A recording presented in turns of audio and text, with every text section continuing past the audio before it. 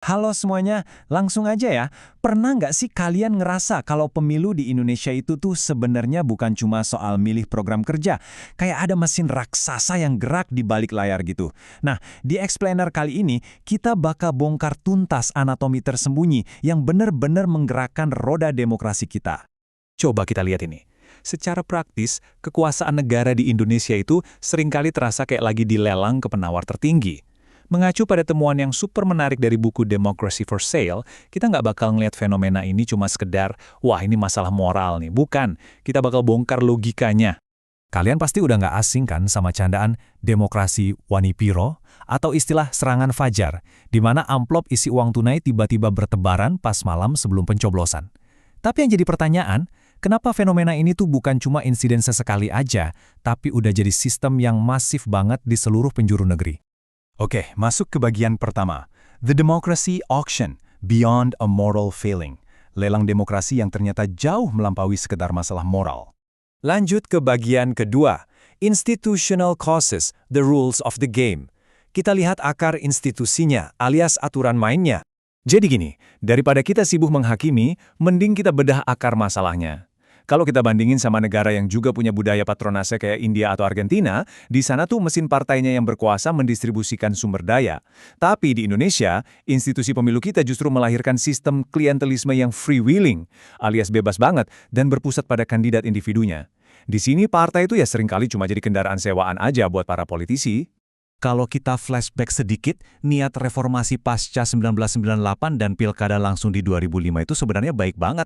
Tapi, begitu sistem proporsional terbuka diperkenalkan di tahun 2009, wah itu mengubah segalanya.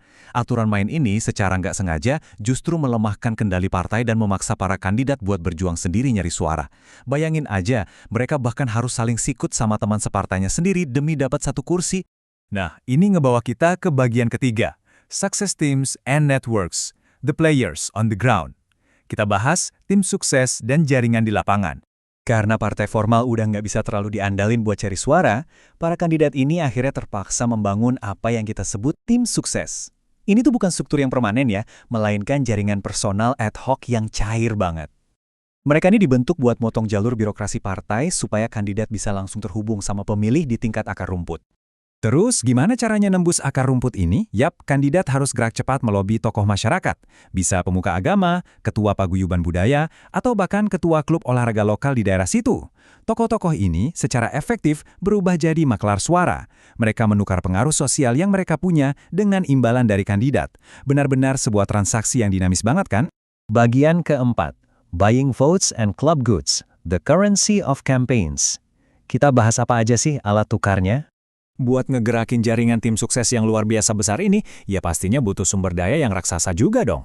Masalahnya, menjelang pemilu, kandidat kan rata-rata belum pegang jabatan, jadi mereka belum punya akses ke proyek negara. Solusinya, mereka terpaksa merogoh kocek pribadi dalam-dalam. Uang ini dipakai buat neban uang tunai atau ngasih manfaat komunal secara masif ke masyarakat.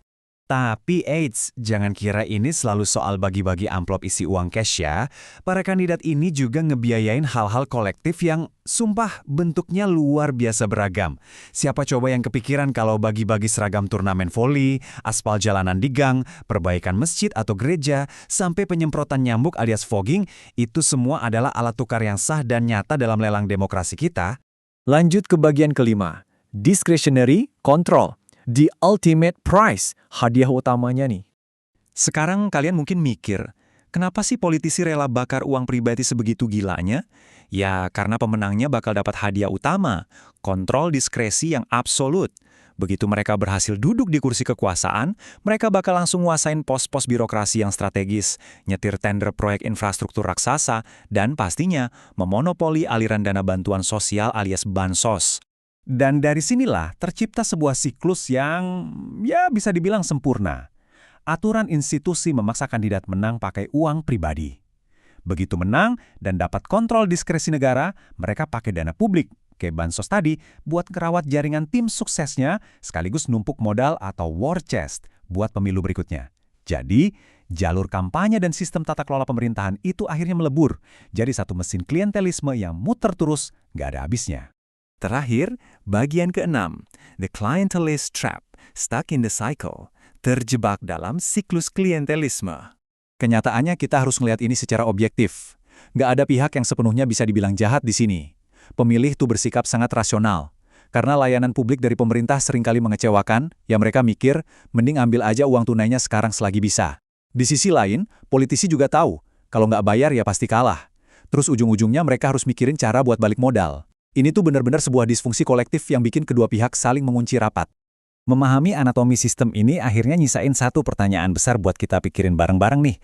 Apakah demokrasi itu secara otomatis mampu menyembuhkan korupsi? Atau jangan-jangan demokrasi kadang cuma jadi cara baru buat mengorganisasikan ulang korupsi itu sendiri? Gimana menurut kalian? Sampai jumpa di explainer berikutnya, dan tetaplah berpikir kritis.